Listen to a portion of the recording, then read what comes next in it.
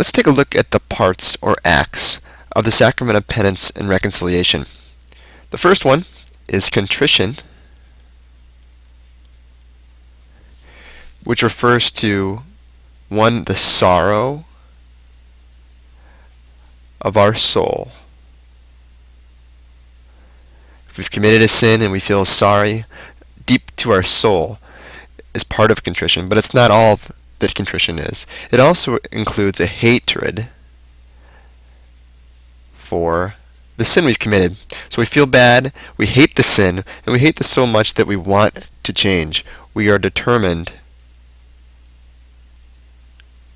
not to sin. And this is important, that it's not just, contrition is not just feeling guilty for something we've done wrong, but it's also a determination not to sin anymore. And after we feel this contrition, we go to confession. We go to confession to disclose our sins.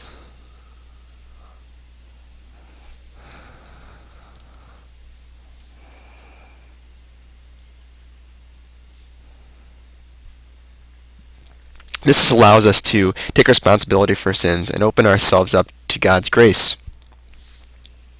Next, we receive absolution.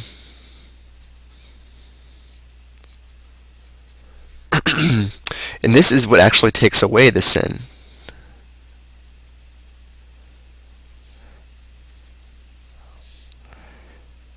And finally, after absolution, even though the sin is taken away, we're not finished yet. We also have to do some penance. And penance is meant to repair the harm of sin.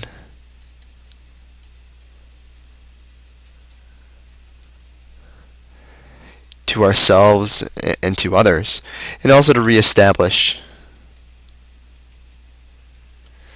good habits. These are the 4 parts, and actually there are 3 according to the Catechism. These last 2, absolution and penance, are referred to as satisfaction.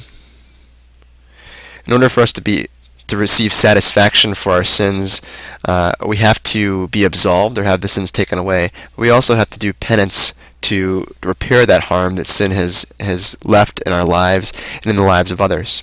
So some of the tools we use as a part of this process: for contrition, we use an examination of conscience.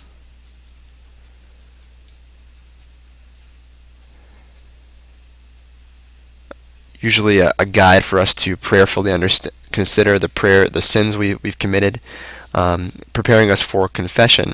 And during confession, we say an important prayer, an act of contrition. Again, publicly acknowledging our contrite hearts, our sorrow for the soul and hatred for the sin, determination not to sin again. We say this act of contrition, and we receive the prayer of absolution by the priest. And we're given a penance. And this penance typically is a prayer, Our Father or Hail Marys. But it could also be fasting. It could be some work of mercy. Or even some sort of service. And again, all of these things are done not as punishment for having sinned, because we've already been forgiven of our sins. But these are ways in which we can work towards bettering ourselves.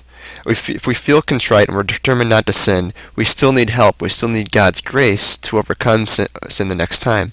So this prayer and fasting or works of mercy or service, these are all things that we do in order to protect ourselves from sin in the future. And all of this leads to, of course, reconciliation with God and the church.